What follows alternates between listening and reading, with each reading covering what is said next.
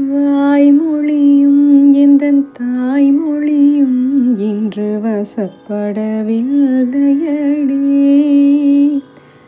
வயிற்றுக்கும் தொண்டைக்கும் உருவமில்லாதொரு உருண்டையும் உருளுதடி. காத்திருந்தால் எதிர்பார்த்திருந்தால் ஒரு நிமிஷமும் வருஷமடி. கண்களெல்லாம் என்னை பார்ப்பது போல் ஒரு கலக்கமும் தோன்றுதடி.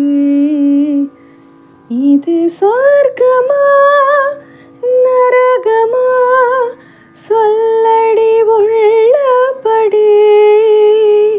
நான் வாழ்வதும் விடை கொண்டு போவதும் உன் வார்த்தையில் உள்ளதடி.